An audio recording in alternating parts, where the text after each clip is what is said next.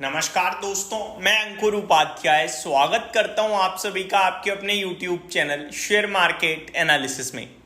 Railway stocks के investors दीवाने हैं भाई साहब। इनमें दबा के पैसा इन्वेस्टेड है इन्वेस्टर्स का, और मल्टी बैगर पैसा बनाया है बीते दो तीन सालों में।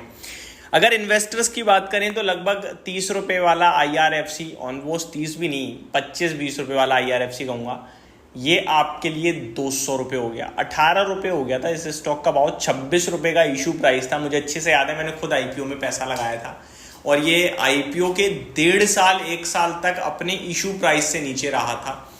26 रुपये का इशू तो इसने क्रॉस ही नहीं किया, 18 रुपये तक नीचे चला गया था। और मैं वीडियोस बनाता था, सिर्फ एक ही चीज़ कहता था, आप IRFC को छोटी मोटी कंपनी मत समझो। उस समय अराउंड 18 रुपये का भाव था और 30-35 या 40 हज़ार करोड़ का मार्केट कैप हुआ करता था। कंपनी का प्रॉफिट 6-6 हज़ार करोड़ का था फाइनेंशियल ईयर में। और मैं आपको सिर्फ यही समझाने की कोशिश करता था कि ये बहुत अच्छी, दमदार और बड़ी कंपनी है, इसमें इन्वेस्टेड रहो। और जब IPO का भाव निकला था तो मैंने 35 रुपये के लक्ष्य दिए थे। 35 रुपये डन करके ये स्टॉक 55 रुपये तक चला गया और हमने प्रॉफिट बुक भी करा था। उसके बाद बहुत भागा, फिर मैंने 60 पे अगेन एंट्री करवाई थी, बोला भी था आपसे लो। और उसके बाद फिर कभी भरोसा नहीं हुआ 150 रुपये के ऊपर, तो हिम्मत सी टूट गई कि अब ये कुछ ज़्यादा अनाप शनाप रह लिया। बट केवल IRFC नहीं, RVNL तो 30 वाला 300 हो गया भाई साहब। 300 तो दूर की बात है, 600 रुपये हो गया भाई साहब। तो RVNL ने जो ग्रोथ दिखाई, आई थिंक वो किसी रेलवे स्टॉक ने नहीं दिखाई। हाँ, टीटागढ़ रेल सिस्टम एक और है जिसने दिखाई, बट वो सरकारी में नहीं आता है, वो प्राइवेट में आ जाता है। टीटागढ़ रेल सिस्टम तो 100 रुपये वाला शेयर 2000 हो गया, समझ रहे हो बात को। तो ऑलमोस्ट सिमिलर काइंड ऑफ तेजी ये RVNL की, 30 वाला 600 और 100 वाला 2000। ऑलमोस्ट ये सारे स्टॉक, ये दोनों ही स्टॉकों ने सिमिलर रिटर्न्स दिए।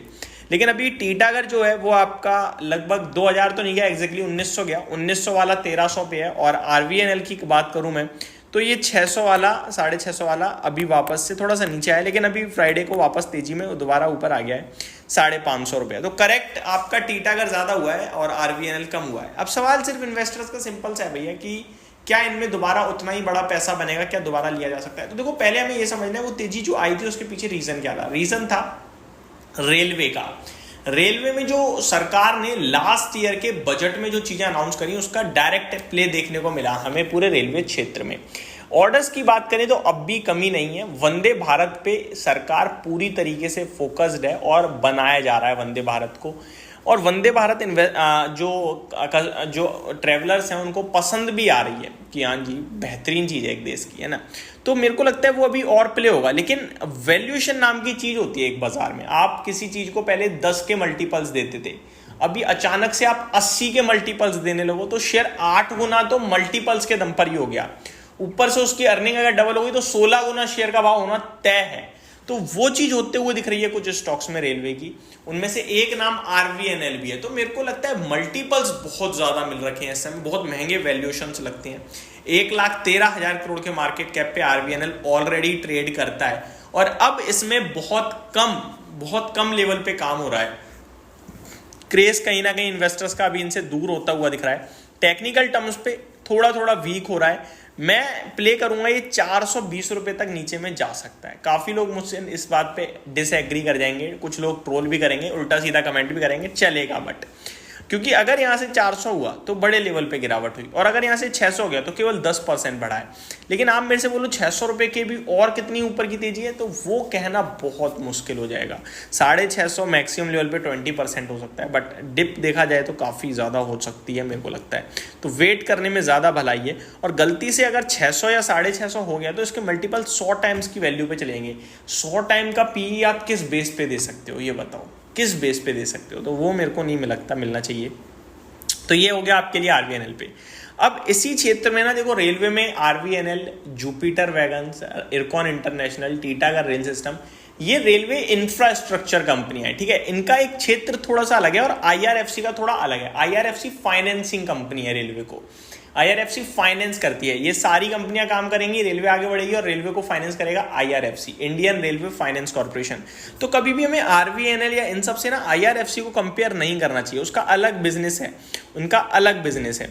अब IRFC, रेलवे तो है ही, चलेगा तो साथ में ही। तो IRFC 32 के PE पे। अब IRFC का मार्केट कैप सुनो, 2,11,000 करोड़ का हो रहा है। तो IRFC बहुत बड़ी कंपनी है दोस्तों, RVNL, इरकॉन वगैरह इन सबको मिला दोगे ना तो कहीं जाके एक IRFC खड़ी हो पाएगी। IRFC काफ़ी बड़ी कंपनी है, प्रॉफिट भी बहुत अच्छा है IRFC का।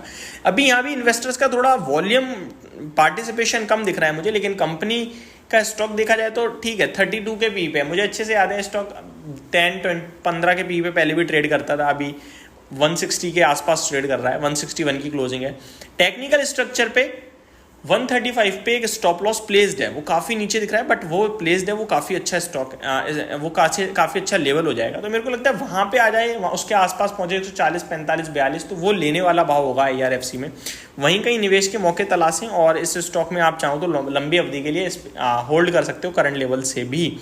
टारगेट वगैरह की मैं बात नहीं करूंगा, लॉन्ग टर्म की बात करूंगा मैं, बाय ऑन डिप की बात करूंगा। 130, 35 ये भाव होगा जहां ले सकते हो आप। सेम चीज़ RVNL में भी कहूँगा, नीचे आता है तो वो भी लेने लायक स्टॉक होगा। टीटागढ़ रेल की बात करें तो वहाँ भी मैं इंटरेस्टेड हूँ, लेकिन 1100 रुपये, 1000 रुपये के भाव पे। तो ये सारी की सारी चीज़ें थी मेरी तरफ से पूरे रेलवे क्षेत्र पे। होप आपको ये वीडियो समझ में आई होगी। Thank you so much for watching this video. Have a great day guys.